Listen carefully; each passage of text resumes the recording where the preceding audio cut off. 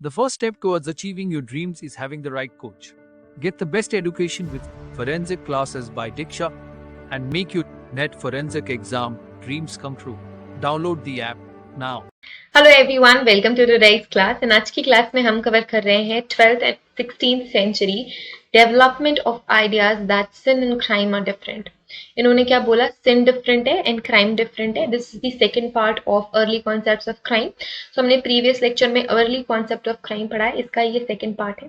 So before starting today's class, again a quick reminder that we have an application की link आपको description में मिल जाएगी। And इस application में फोरेंसिक साइंस से रिलेटेड सारे के सारे कोचिंग क्लासेस कोर्सेज अवेलेबल है जो किसी भी अदर प्लेटफॉर्म पे नहीं है।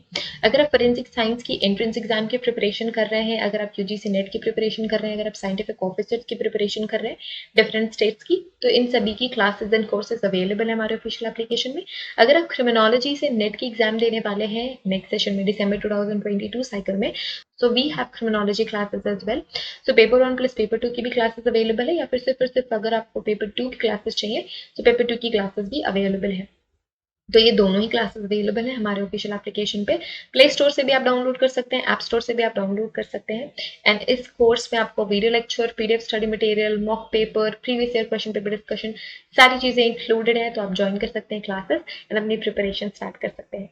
आज की क्लास में हम पढ़ रहे हैं क्रिमिनोलॉजी का लेक्चर। अब हम ये देखने वाले हैं कि किस तरीके से सिन एंड क्राइम डिफरेंट है। तब तक 12th century and 16th century तक हम ये मानने लगे थे कि सिन डिफरेंट है एंड क्राइम डिफरेंट है, ठीक है। So at that time superficial resemblance to be seen between sin and crime. तो शुरू में कुछ रिजेम्बलेंस था क्राइम में भी और सिन में भी। सो कोई ऐसी एक्टिविटी जो डिजायरेबल नहीं है सोसाइटी के लिए, पहले हम उसे सिन समझते थे या मानते थे कि ये तो पाप है ना।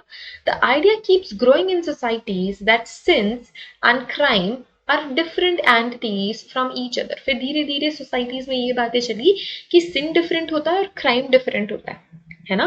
तब उन्होंने सोचा कि सिन जो है it is committed by a Sinner, ठीक है। कोई पापी इंसान पाप करता है और उसकी सजा उसको कौन देता है? भगवान देता है।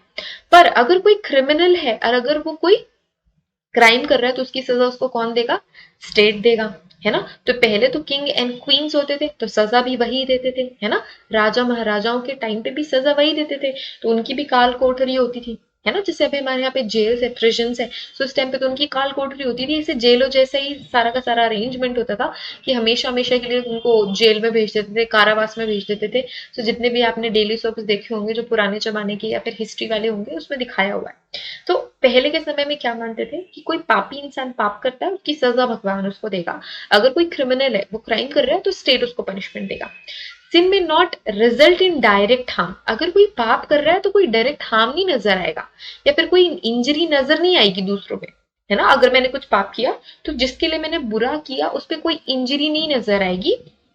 बट अगर कोई क्राइम हुआ है तो it is necessary and it is attached with direct and indirect injury to the other.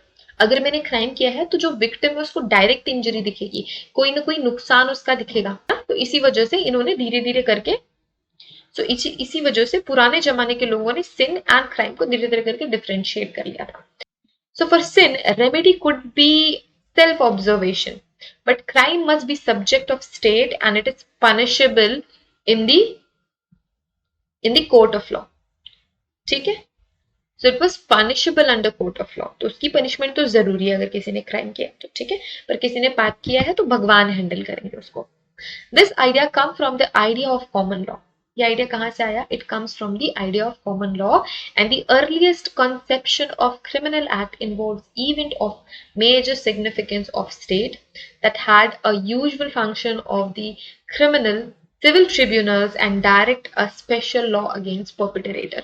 सो पहले के टाइम पे सिविल क्रिमिनल कोई डिफरेंट नहीं होता था, सारे क्राइम्स ही मानते थे। एंड इसी वजह से कॉमन लॉ बनाया जाता था कि किसी ने भी कुछ भी दिक्कत कर दी तो हम उसको यही पनिशमेंट देंगे।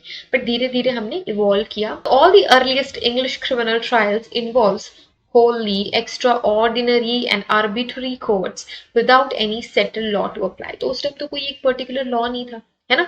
सारा कुछ कॉमन था, बस ऐसे ही चल रहा था कि किसी ने क्राइम कर दिया, ठीक है ये पनिशमेंट दे दो, किसी ने वो क्राइम कर दिया, ये पनिशमेंट दे दो। आज के डेट में वी हैव डिफरेंट पनिशमेंट्स सब डिफरेंट क्राइम्स के लिए, है ना। जितने भी डिफरेंट टाइप ऑफ क्राइम्स होते हैं उसके प्रोसीजर्स भी हमारे पास हैं, और उनको क्या पनिशमेंट देनी ये भी हमारे पास है, उनको कहाँ पनिशमेंट देनी ये भी हमारे पास है, एंड सारा कुछ रिटन है, रिकॉर्डेड है, लॉ में। पहले तो कोई ऐसा लॉ था नहीं, है ना। सो पहले सब कुछ कॉमन कॉमन चल रहा था, एंड बहुत सारे ऐसे क्रिमिनल ट्रायल्स है जो बस ऐसे ही हो गए थे बिना किसी सेटल्ड लॉ के। So when the idea of crime taken center place in the state, then obviously it result in the development of idea of criminology. जैसे ही हमने crime पे focus किया, वैसे ही criminology फिर emerge होने लगी, develop होने लगी. So criminology is a branch of knowledge which concern with such conducts of human behavior. So वो human behavior जो कि desirable नहीं है, ना तो हमारी society के लिए, ना तो humans के लिए, which is prohibited और injurious to society and its order, जो कि सोसाइटी के लिए बहुत ही ज्यादा इंजूरियस है, प्रोहिबिटेड है, उनके भलाई में नहीं है। सो ये सारी चीजें क्रिमिनोलॉजी में आने लगी। So basically criminology is a social legal study of human behaviour.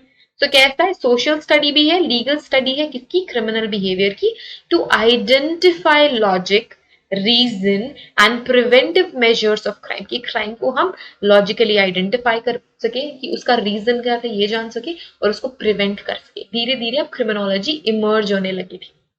Okay, Now we have 18th and 19th century का emergence of criminology. ठीक है, so criminology का रोल हम 18th 19th century का पढ़ेंगे in the next class, क्योंकि मैंने इस पूरे के पूरे early concept crime को 3 parts में divide करने का आप सभी को बताया था, है ना।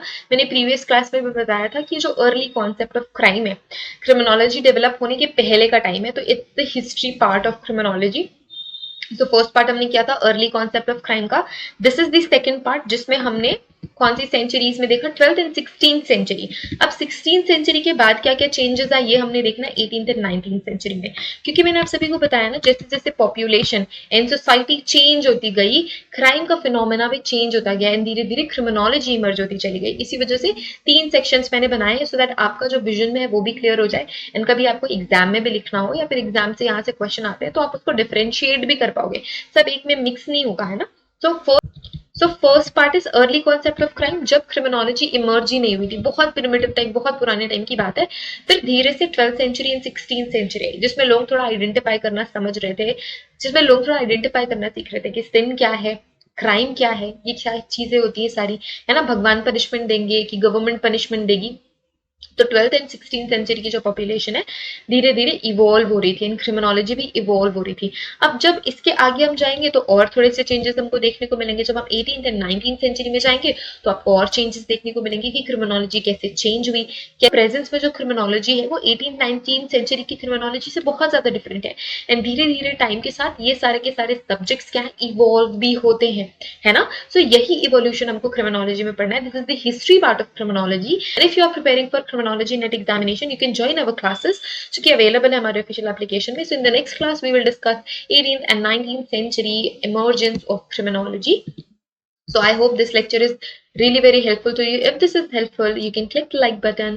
अगर अभी तक हमारे चैनल को सब्सक्राइब नहीं किया है तो हमारे चैनल को सब्सक्राइब भी कर लेना है। अभी तक आपने हमें इंस्टाग्राम एंड टेलीग्राम पे फॉलो नहीं किया है तो हमें वहां पे भी फॉलो कर लेना है, एंड सारे के सारे लेटेस्ट अपडेट आपको क्रिमिनोलॉजी एंड फोरेंसिक साइंस की फील्ड से हमारे नेटवर्क पे मिलते हैं। So do join our network, do join us on Instagram, Telegram, the part of the family.